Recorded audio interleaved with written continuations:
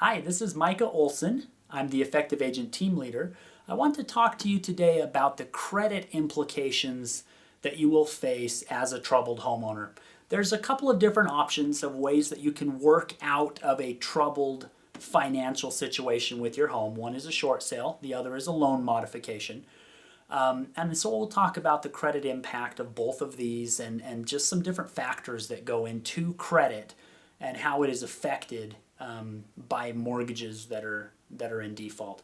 First of all, the biggest damage that is happening to your credit at this point are the late payments on your mortgage, 30-day, 60-day, 90-day, 120-day late payments. Those are what really is dropping your score, and it can drop anywhere from 250 to 350 points. I mean, you can take a huge hit on your credit from late payments.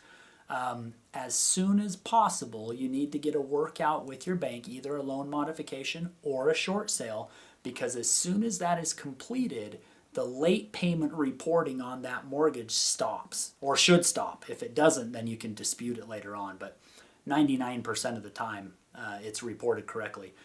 With a short sale, the credit impact of a short sale, if we separate that from the late payments and just say, how badly does a short sale hurt my credit?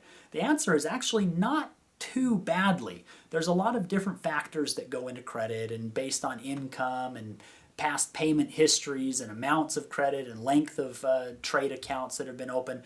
There's so many factors that there's not a way to say here's the exact amount that it will affect your credit. But a short sale actually cannot even be reported on credit. There's no credit reporting mechanism that says short sale yes or no. The way that it is typically being reported right now is paid in full for less than agreed, or settled in full for less than agreed amount. We're finding that on the average consumer, average homeowner right now, that's dropping their credit somewhere between 30 to 80 points. So it could be a pretty good drop, but probably not catastrophic. On a loan modification, actually, there is no credit implication or impact on a loan modification other than as soon as it is completed, it stops that negative reporting of non-payment.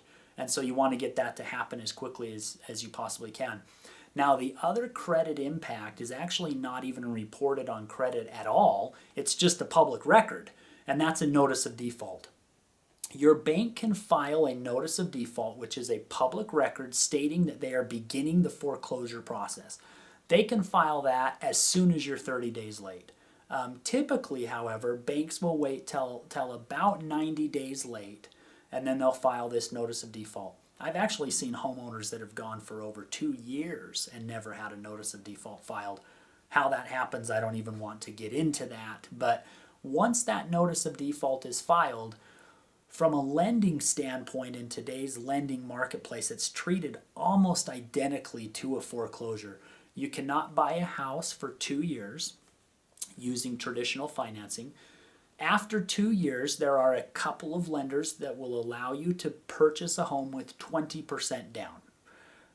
If you wait 3 years, then you're back to where you can buy using an FHA loan, 3.5% down today, or a traditional conventional loan at 5% down. So 3 years, you're pretty much a normal buyer again. The best thing that you can do once you have completed a loan modification or a short sale is to begin to rebuild your credit. Don't be late on anything else. If you have collection accounts, call them, try to settle. Generally, they're pretty willing to, especially today, to accept less than the face value of their collection amount. And so get that stuff settled, start paying on time. If you don't have any other credit, for example, maybe you went through a bankruptcy as part of your financial issues, establish some revolving credit lines, credit cards that will report to the bureaus. Capital One has some great credit cards you can do for that. Establish some kind of installment loan. That would be like a car payment. Or if you don't want to go out and buy a new car, banks like Wells Fargo will allow you to come and put a couple of $100s in a savings account. They'll secure that money so that you can't get it, and then give you a loan for the same amount. And you just make regular payments for about a year and then pay it off. Those types of things will help you to reestablish your credit. So I hope you found that helpful, different credit impacts that a troubled homeowner can face. And I look forward to talking with you. Call me with any questions, and have a great day.